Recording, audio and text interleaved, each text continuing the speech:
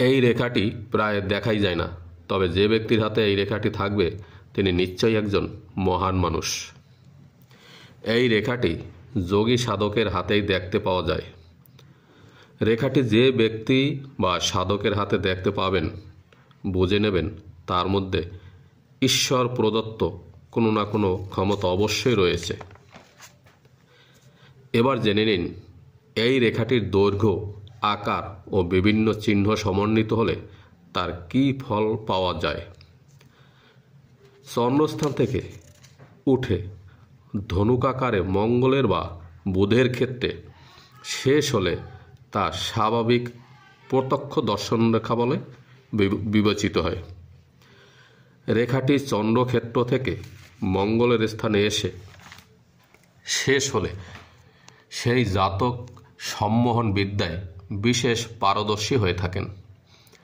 এই ধরনের জাতক বা জাতিকাদের মধ্যে এমন কোনো ক্ষমতা থাকবেই যার দ্বারা সে যে কোনো মানুষকে বশে আনতে পারে।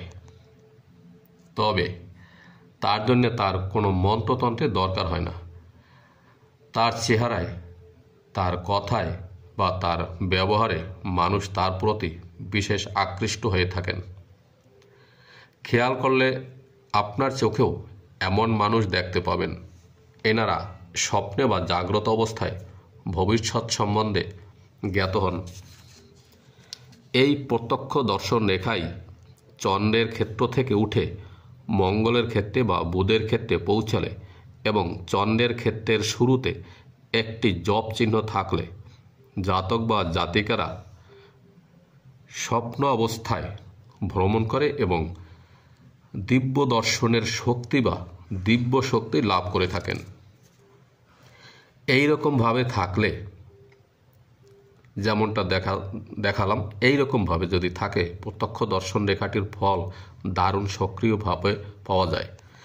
অনেক সময় এই রেখাটি চন্দ্রের ক্ষেত্র থেকে সোজা উঠে বুধের ক্ষেত্রের দিকে বেঁকে যায়, তবে ফলাফল একই হয়ে থাকে। তবে এই রেখাটি একটি মহান রেখা হলেও কোনো কোনো ক্ষেত্রে খারাপ ফলও প্রদান করে থাকে, সেগুলো জানতে হবে।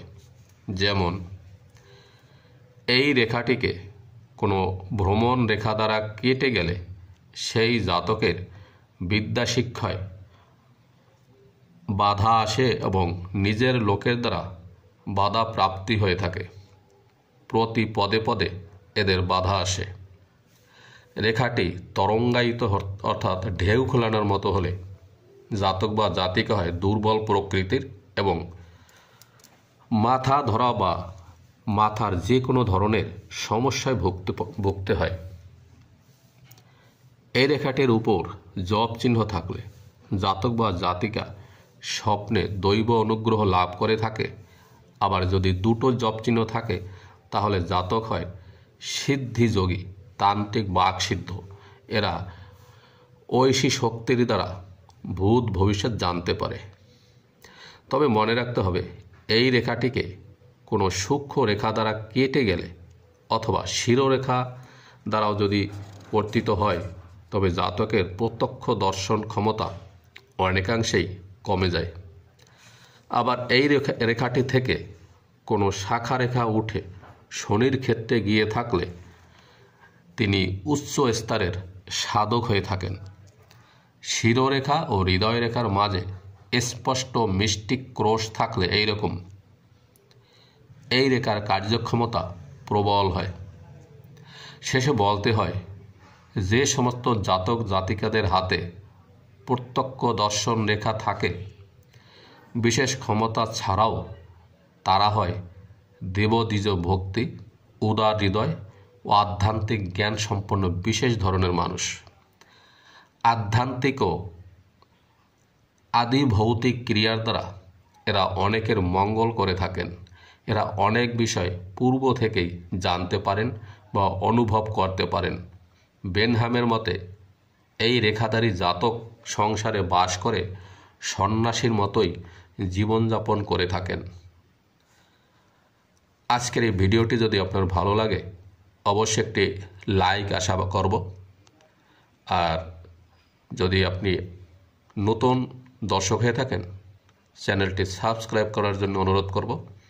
সকলের সুখ সমৃদ্ধি মঙ্গল কামনা করে এখানে শেষ করছি।